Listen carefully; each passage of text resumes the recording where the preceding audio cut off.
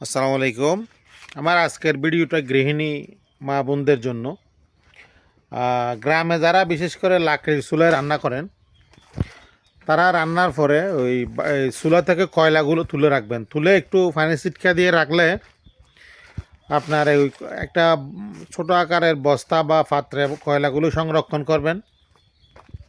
দেখা গেল মাস শেষে গিয়ে আপনার এখানে 5 টিন, 6 টিন, 7 টিন, 8 টিন বা অনেকের বড় বড় পরিবার হলে 10 টিন, 15 টিন কয়লা হয়ে যাবে। প্রতি টিন কয়লা মিনিমাম আপনি 50 টাকা মূল্যে বিক্রি করতে পারবেন। যদি আপনার প্রতি মাসে 10 টিন কয়লা হয়, তাহলে 500 টাকা আপনার মোবাইলের ইন্টারনেটের বিলটা আপনি চুলার কয়লা বিক্রি করে পাচ্ছেন।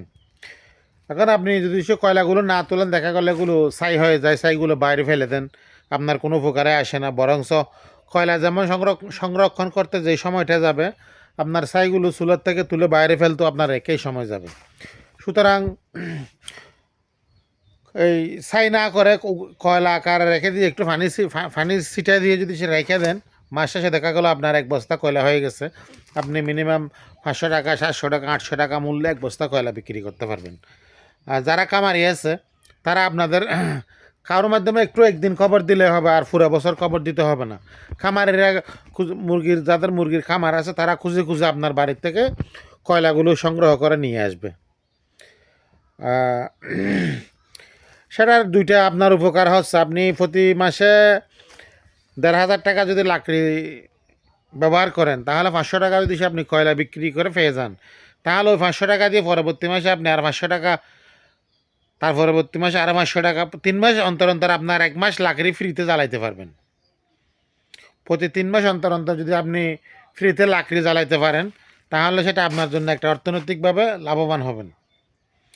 তো যারা মা বোনরা দেখছেন বা শুনতেছেন, বা বাড়ির ছেলে মেয়েরা যারা শুনতেছেন, তারা বাড়িতে জিনিসটা বললে দেখবেন যে মেয়েরা এটা সংরক্ষণ করে রাখতেছে। পরে কাউকে একজনকে বললে হবে, যে কোনো একজনকে বললে আমার কাছে কিছু কয়লা আছে, দেখবেন যে একদিন আপনার কাছে অনেকেই ফোন করতেছে, ভাই আমার কয়লা লাগবে, যা আছে আমার কাছে পাঠাই দেন। আর বর্ষার দিন হলে তো আর একটু দামে বিক্রি করতে পারবেন, যেহেতু বর্ষাকালে কয়লার কোনো অ্যাভেলেবল সাপ্লাই থাকে না। সুতরাং কয়লাগুলো নষ্ট করবেন না। যারা লাকড়ি চুলায় রান্না বান্না করেন, তারা কয়লাগুলো সংরক্ষণ করবেন এবং খামারিদের কাছে বিক্রি করবেন। তাহলে আপনি অর্থনৈতিকভাবে একটা লাভবান হচ্ছেন। বা দেখা গেল কয়লার টাকা দিয়ে আপনি আপনার এই ছেলের টিউশন ফিসটা দিতে পারতেছেন, বা ইন্টারনেটের বিলটা দিতে পারতেছেন, বা আপনার পছন্দের কোনো একটা জিনিস ক্রয় করতে পারবেন। তো আপনার হাত খরচের জন্য ব্যবহার করতে পারেন ওই টাকাগুলো। তো যাদের কাছে লাকড়ির চুলা আছে, তারা কষ্ট করে কয়লাগুলো নষ্ট না করে আপনারা কয়লাগুলো সংরক্ষণ করবেন এবং বিক্রি করবেন। আমরা যারা খামারি আছি, আমাদেরকে বললে কিন্তু আমরা আপনার কয়লাগুলো নিয়ে আসবো, এই যত দূরত্বই হোক না কেন। আপনার লোহাগাড়াতে মনে করেন সব জায়গায় কম বেশি খামার আছে।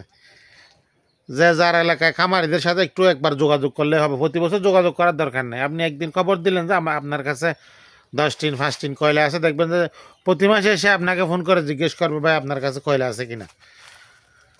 তো আজকের ভিডিও এই জন্য করা, কয়লার জন্যই। কয়লাটা সংরক্ষণ করুন এবং অর্থনৈতিকভাবে লাভবান হন। আসসালামু আলাইকুম।